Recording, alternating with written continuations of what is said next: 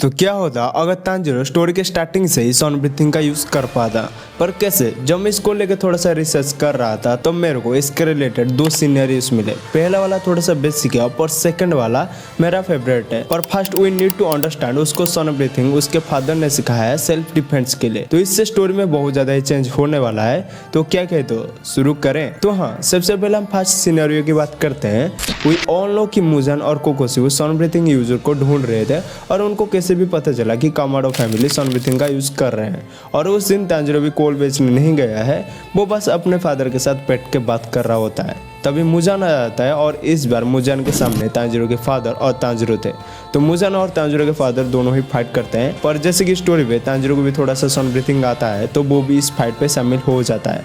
पर होना क्या था, मुजान इन दोनों को मिट्टी में सुला देता है। अगर यहाँ पर तांजिरो ही मारा जाएगा तो बाद में सारी हासरा भी मर जाएंगा और इस स्टोरी पे डिमोन ही जीत जाएंगे। तो इससे स्टोरी ही आगे नहीं बढ़ पाएगा। पर गेस व्हाट, हम बढ़ते हैं सेकंड सिनेरियो की तरफ। और इस वाले स्टोरी पे तांजिरो के फादर डिमोन के बारे में सब कुछ जानते हैं, इसीलिए वो तांजिरो को सॉन ब्रीथिंग भी सिखाते हैं, वो भी ओजी वाला, मतलब हिनुकामी कागुरा नहीं, ओरिजिनल सॉन ब्रीथिंग। इस वाले स्टोरी पे तांजिरो कोल बेचने गया होता है और वहाँ पर डिमोन तांजिरो के फैमिली को पूरा ही मार देते हैं, ठीक ओरिजिनल स्टोरी की तरह। तांजिरो जैसे ही अपने घर पहुंचता है वो देखता है कि सारे फैमिली मेंबर मर गए हैं सिवाय नेजुको की। इस टाइमलाइन पे तांजिरो सॉन ब्रीथिंग जानता है और वो ट्रांसपेरेंट वर्ल्ड को भी एक्सेस कर सकता है।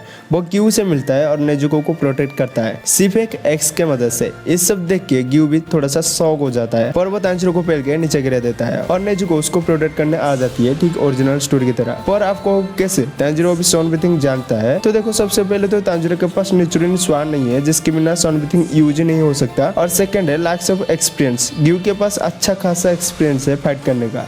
ग्यू तांजिरो और नेजुको को लेके ओरोगोदाकी के पास छोड़ देता है और ओरोगोदाकी तांजिरो को ट्रेनिंग देते हैं। यहाँ पर एक छोटा सा चेंज होगा, ओरोगोदाकी तांजिरो को फिजिकल ट्रेनिंग तो देगा पर वो वाटर ब्रीथिंग के जगह सॉन ब्रीथिंग यूज करेगा, जिसको देख कर ओरोगोदाकी को ये पता चल जाएगा कि तांजिरो कोई ऐसा मामूली लड़का नहीं है। इसके बाद स्टोरी बहुत तक सेम रहेगी। तांजिरो बहुत इजीली डिमन स्लेयर एग्जाम को क्लियर कर देगा और एक डिमन स्लेयर भी बन जाएगा। उसके बाद उसको फर्स्ट मिशन मिलेगा लोअर मून 5 से फाइट करने का, जहाँ पर वो लोअर मून 5 यानी कि रुई को बहुत इजीली हरा देगा। जिसके बाद तांजिरो और रेनगोकू को मुगेन ट्रेन आर्क का मिशन दिया जाएगा, जहाँ पर तांजिरो अपने सॉन ब्रीथिंग से एनमुको तो आसानी से हरा देगा। पर जिसके बाद फाइट होगा आकाजा से, एक तरफ अपर मून 3 आकाजा और दूसरी तरफ तांजिरो और रेनगोकू। पर at that point something amazing happens. Akaza Rengoku को मारने से पहले ही तांजिरो आकाजा का दोनों ही हाथ को काट देगा। तभी उसका डिमन स्लेयर मार्क भी एक्टिव हो जाता है एंड यहाँ पर आकाजा अपने फुल पावर को यूज करने से पहले ही मॉर्निंग हो जाता है, जिसके वजह से आकाजा भाग जाता है। वो तांजिरो और Rengoku heavily injured but alive. उसके बाद होता है एंटरटेनमेंट डिस्ट्रिक्ट आर्क, जहाँ पर तांजिरो इजीली हिटाकी को मार देता है। तभी उसका भाई ग्योटारो तांजिरो को मारने के लिए आ जाता है। पर टेंगेन, तांजिरो, नेजुको, इनोसुके और जेनोसु मिलकर हिटाकी और ग्योटारो को भी मार देते हैं। इस वाले स्टोरी पे सारे के सारे यासरा ही जिंदा होंगे, कोई भी मरा नहीं होगा। स्वार्डस्मिथ विलेज पे भी हंतेंगु को मार देंगे बहुत इजीली। उसके बाद तांजिरो सारे यासरा को ट्रांसपेरेंट वर्ल्ड के बारे में बताएगा और डिमन स्लेयर मार्क कैसे अवेकन करना है ये भी बताएगा। तो सारे यासरा भी हासरा टर्निंग आर्क के अंदर अपने डिमन स्लेयर मार्क को अवेकन कर देंगे और पूरा ही रेडी बैठे होंगे मुजान से फाइट करने के लिए। पर तांजिरो शुरुआत से ही सॉन ब्रीथिंग जानने से वो कभी लेडी तोमे उसे नहीं मिला होगा, जिससे नेजुको भी कभी ठीक नहीं हो पाएगी और वो सब मुजान का वीकनेस भी नहीं जानते होंगे।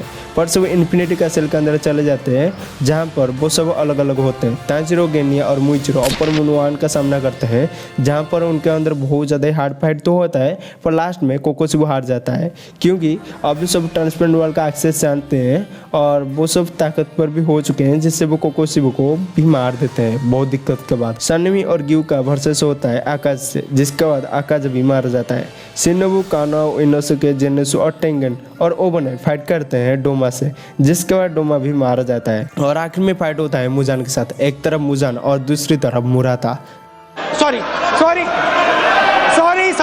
सारे हासिरा और डिमन स्लेयर। जिसके बाद इन सब में बहुत ज्यादा ही एक लॉन्ग फाइट होता है एंड गेस व्हाट, होना क्या था, मुजान इज डेड। मुजान इस फाइट में मारा जाता है, जिसके बाद जितने भी छोटे मोटे डिमोन थे वो भी सब मार जाते हैं एंड सारे ये डिमन स्लेयर और हासिरा एक हाफी लाइफ जीते हैं।